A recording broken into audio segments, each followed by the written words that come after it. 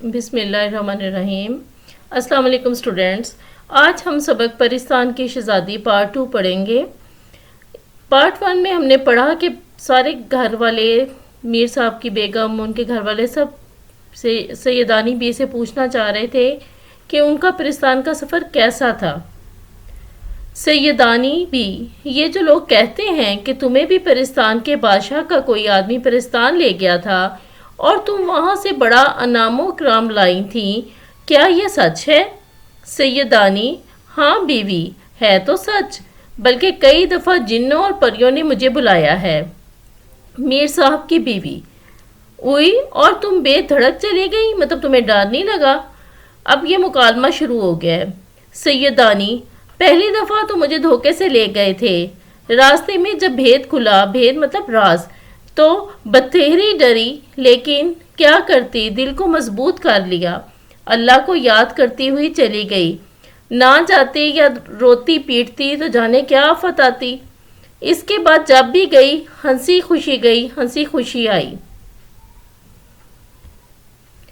जी student, इसमें अब वो जो बीवी है मीर साहब की, वो सैयदानी बी से पूछती है कि जब आप गई तो आपको डर ना लगा?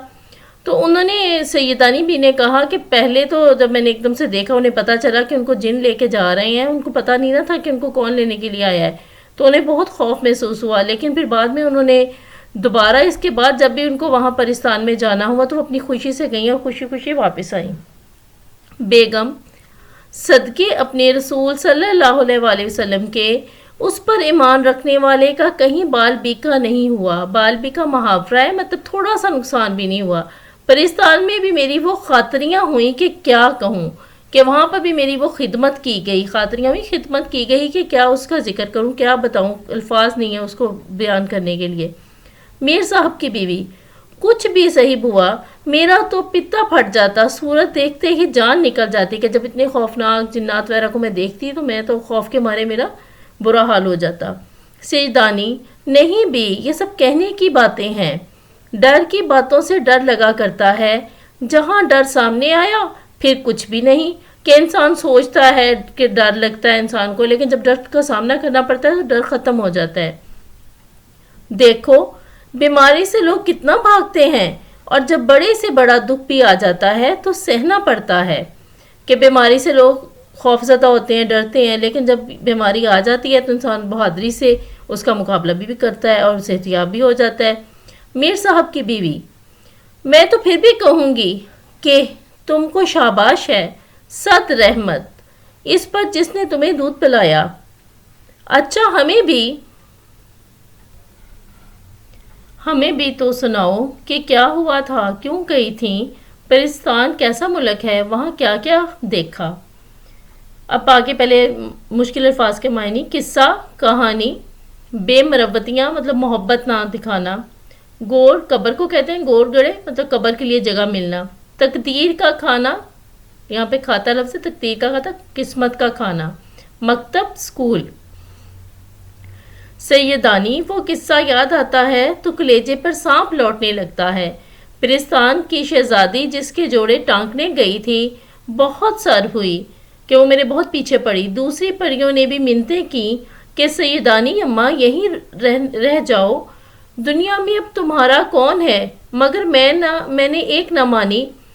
मुझ बदनसीब को तो अपने जैसे इंसानों की बेमरवतियाँ देखनी थी। परिस्तान में क्यों बसती, वो तो अल्लाह ने तुम्हारे दिल में रहम डाल दिया, जो गोर गड़े का ठिकाना हो गया, वरना तेरे मेरे दरों की ठोकरें खाती फिरती। अब यहाँ वो कहती हैं कि जब मैं गई तो मुझे वहाँ पे जिस शहजादी की शादी के कपड़े सीने वगैरह के लिए गई थी, उसने भी, दूसरी परियों ने भी मेरी बहुत मिन्नतें की, मुझे बहुत कहा कि यहीं रुक जाओ, लेकिन मुझे तो यहाँ पे इस दुनिया में लोगों की, अपनी इंसानों की दुनिया में लोगों की बेरुखी देखनी थी, तो मैं कैसे वहाँ पर रुक जाती। मेरे मुकद्दर में तो ये लिखा हुआ था, वो तो अल्लाह का शुक्र है कि तुम्हारे दिल में मेरे लिए रहम डल गया और तुमने मुझे अपने पास रख लिया। अब जवाब में मीर साहब की बीवी कहती हैं, मीर साहब की बीवी, सैयदानी भी, सब अल्लाह के हाथ में है, बंदे में क्या ताकत कि भूखे कूदे या पेट भरे से छीने, हर एक अपनी तकदीर का खाता है।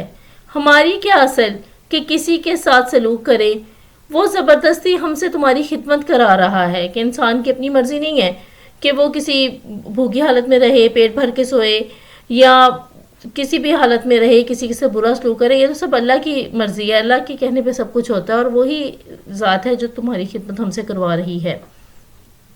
سیدانی، خیر اب تم کو اپنی بیتی کہانی سناؤں.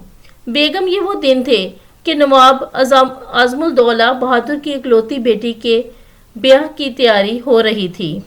مارا مار جوڑے سل رہے تھے، یعنی کہ بہت زیادہ کپڑے سل رہے تھے. اول تو مجھے رات دن وہیں رہنا پڑا. کام ہلکا ہو گیا تو دن کو چلی جاتی اور شام کو اپنے گھر آ جاتی. کہ شروع میں تو بہت ٹائم میں وہاں پہ گزارتی تھی، پھر جب کچھ کام کم ہو گیا تو پھر میری جو اس میں معمول تھا اس میں تبدیلی آ گئی.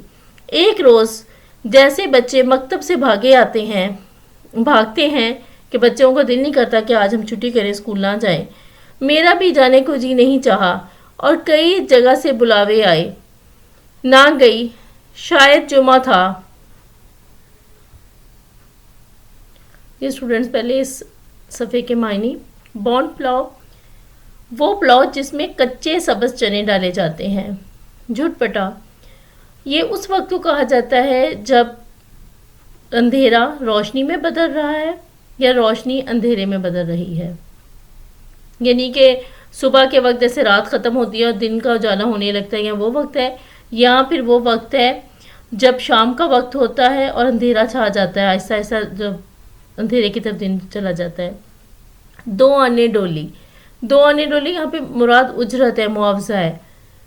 سنسنیاں، بدن میں سنسنیاں آنا، مطلب اس کا ہے بدن سون سا ہو جانا، سکتے کی حالت ہو جانا.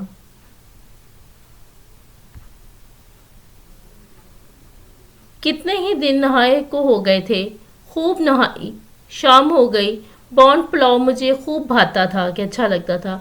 ماما سے بونڈ پلاؤ پکوایا، تھکی تھکائی لیٹی تھی، اتنے میں جھٹ پٹا ہو گیا.